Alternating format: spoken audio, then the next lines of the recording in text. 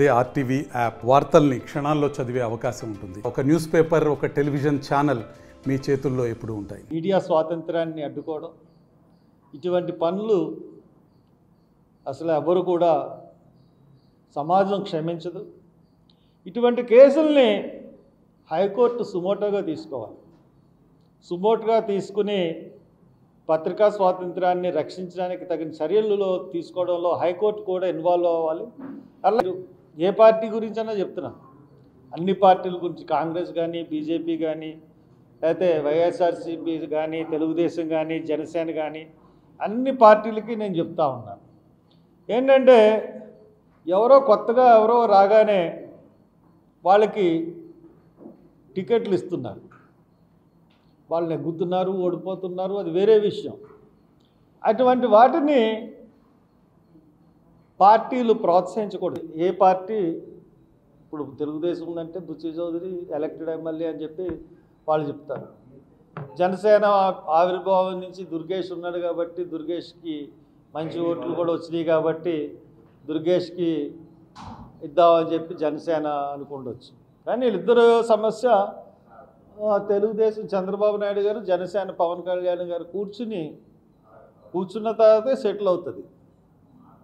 ఎందువల్లంటే వాళ్ళిద్దరూ కూర్చుని ఉమ్మడి అభ్యర్థి కింద నిర్ణయించినప్పుడే కదా అన్ని సమస్యలు పరిష్కారం అవుతాయి. అలాగే ప్రతి నియోజకవర్గాల్లో కూడా రకరకాలుగా ఒత్తిళ్ళు ఉంటాయి, అన్ని పార్టీలకి ఒత్తిళ్ళు ఉంటాయి. కాబట్టి ఆ ఒత్తిడిని తట్టుకుని వాళ్ళిద్దరూ ముందుకు వెళ్తారని నేను ఆశిస్తున్నాను. ఇంకా బీజేపీతో పొత్తు, అది మరి ఏ రకంగా చేస్తారో అన్నది మనం చూడాలి. పూర్తిగా వాళ్ళు పొత్తు పెట్టుకుంటారో లేదో తెలియని పరిస్థితుల్లో మనం ముందుగా కామెంట్ చేయడం కూడా అనవసరం.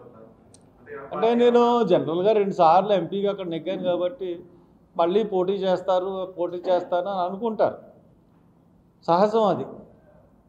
దాన్ని భవిష్యత్తే నిర్ణయిస్తుంది. నేను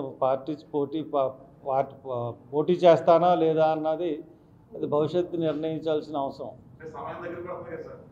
సమయం అంటే ఇంకా నోటిఫికేషన్ రాలేదు. నోటిఫికేషన్ వచ్చిన తర్వాత నా నిర్ణయం అన్నది ఉంటుంది. నోటిఫికేషన్ వచ్చేంత వరకు నేనేం చెప్పగలను, నేను పోటీ చేయాలా వద్దా. మొన్న నేను ఒక ఇండివిజువల్గా ఒక సర్వే నిర్వహించుకున్నాను. అది సోషల్ మీడియా, నా మీడియాలో కూడా వచ్చింది.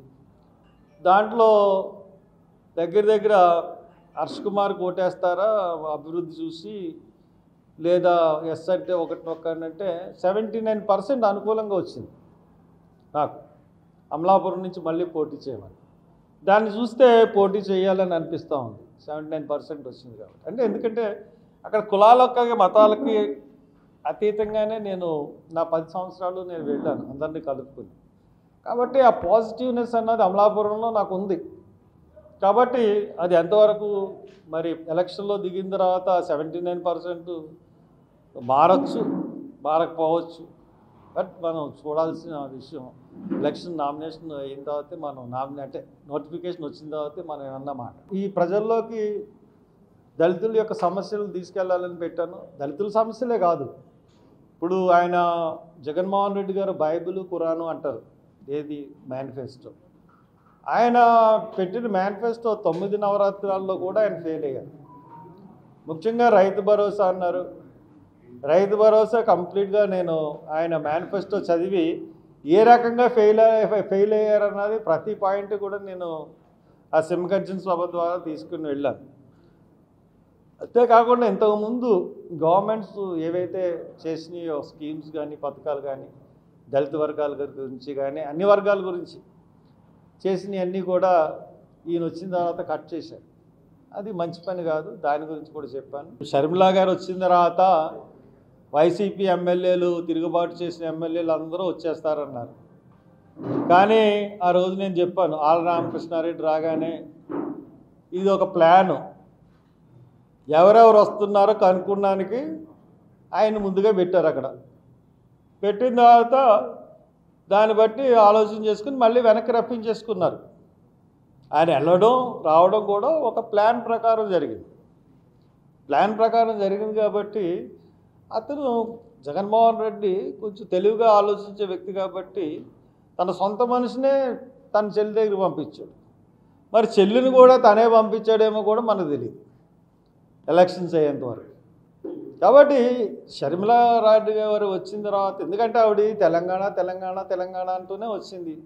ఆంధ్రాలో పట్టాలు అప్పచెప్పారు, ఆంధ్రాలో పగ్గాలు అప్పచెప్పారు. పగ్గాలు అప్పచెప్పిన తర్వాత ఆవిడది బాగానే మాట్లాడుతున్నారు.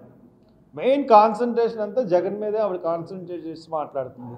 మరి యాంటీ ఇన్కంబెన్సీ ఓట్లని ఈ రెండు పార్టీలకు రాకుండా ఆవిడ తీసుకెళ్లాలన్న ఉద్దేశం అన్నది స్పష్టంగా కనపడుతుంది.